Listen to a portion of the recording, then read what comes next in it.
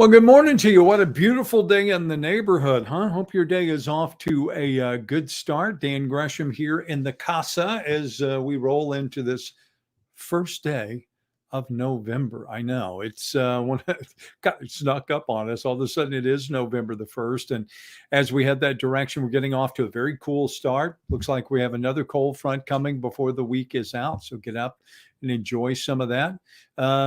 Coming up today, we're going to talk about 5 things you need to know as you head out into your Monday. We're going to talk about news headlines. We're going to talk about the Astros, and we're going to tell you a story that I had no idea these people even existed. You probably didn't either, right here in the state of Texas. That's all coming up as we launch in on an at-home update on this first day of November.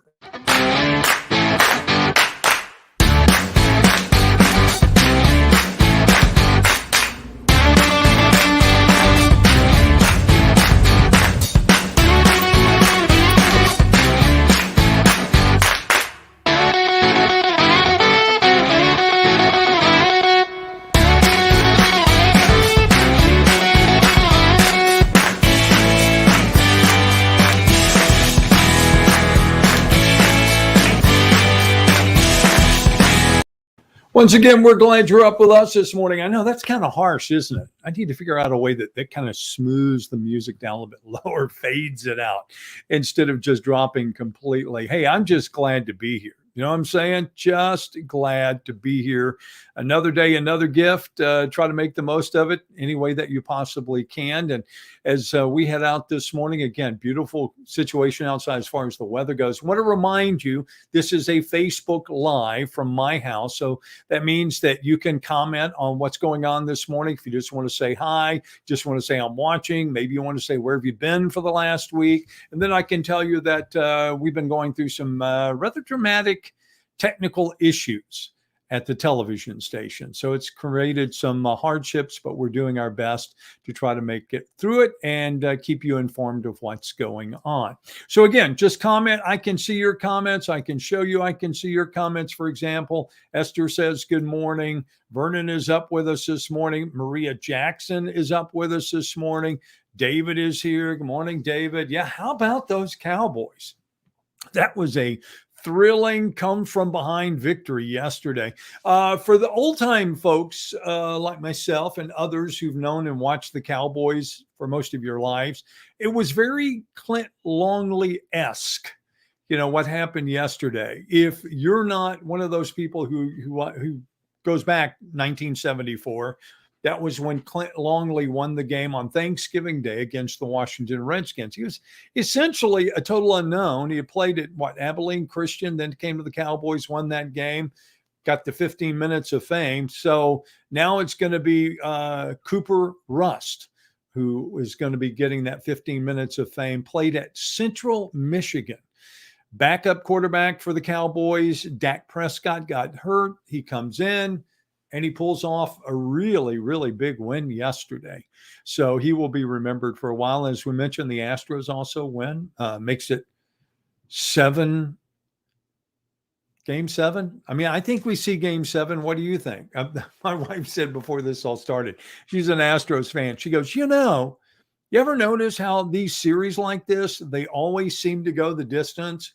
I said, you think it has anything to do with making sure they get all those commercials run, making sure you build a great audience? No, not possible. But anyway, we'd love to hear from you this morning if you want to drop, or if you don't mind, hit us with a like if you're here this morning.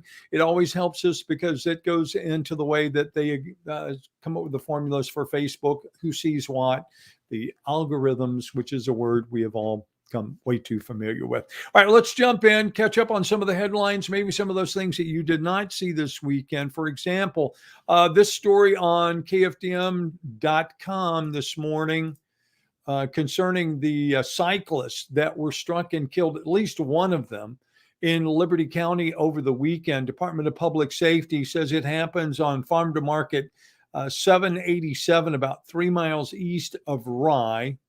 2014 escape with a Liberty County driver failed to control his speed, struck 3 of the cyclists. I believe there were actually 6 of them in the group.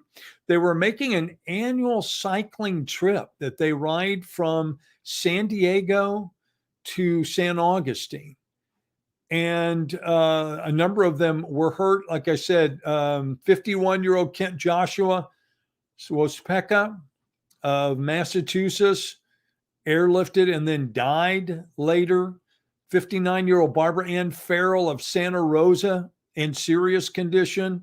54-year-old Elizabeth Ann O'Brien of Southampton, Massachusetts, also hospitalized.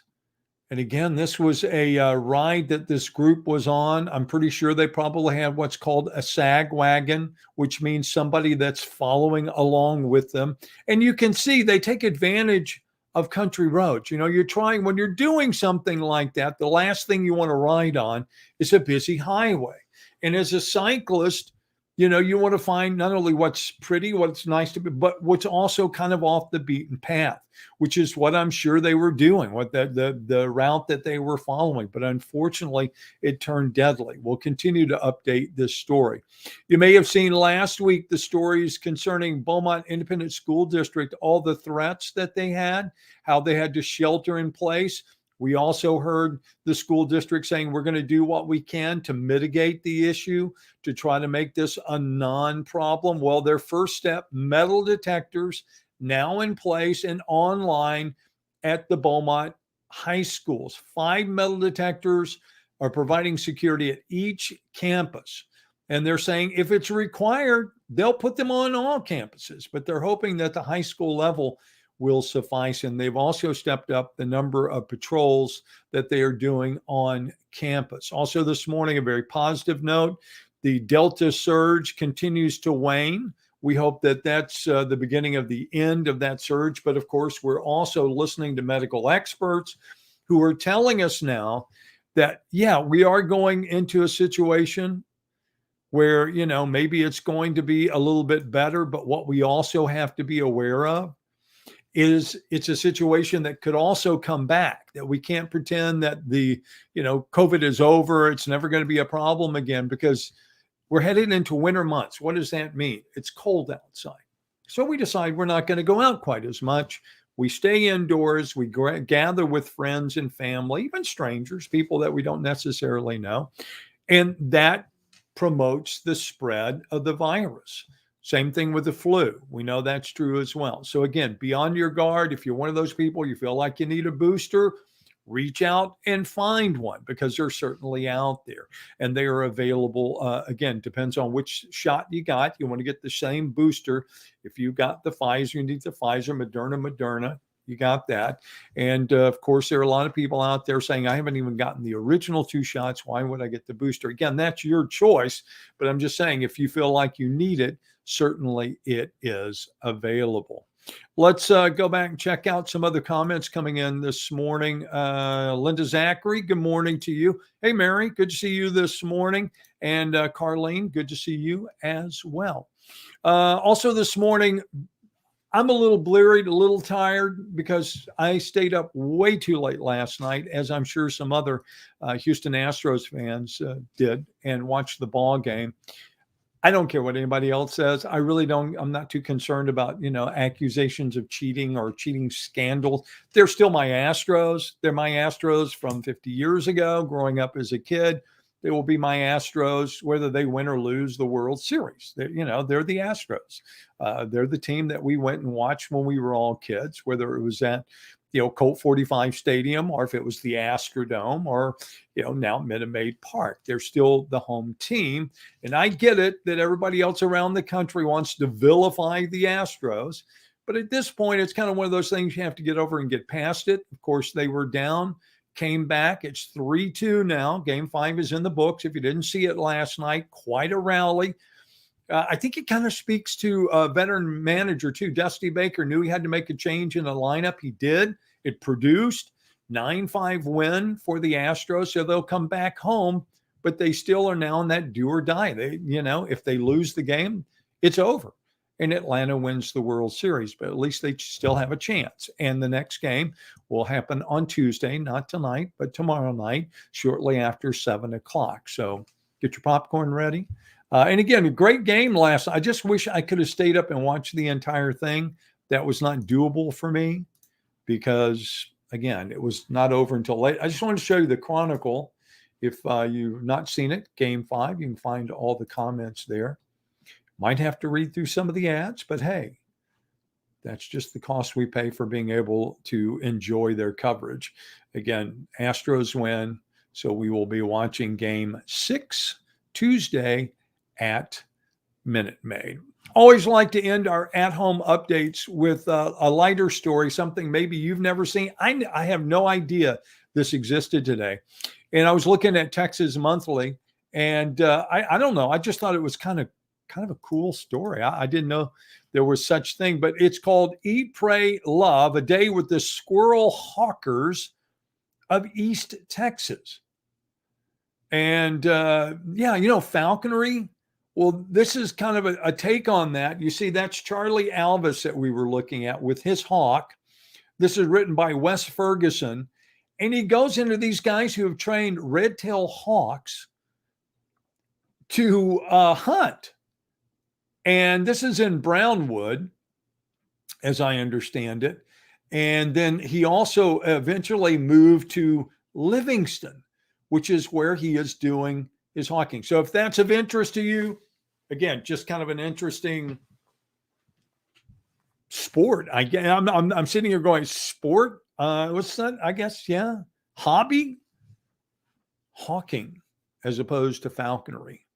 Go check it out. Again, that's at Texas Monthly. All right. I'm not going to keep you any longer. I want you to go out and make the most of your day. Enjoy. Go out and enjoy some of the sunshine, some of those very cool temperatures. Again, it's going to be hanging around through the rest of the week. We do have some rain in the forecast. We'll be talking about that in detail with our extended forecast. You can catch up with that by going to kfdm.com.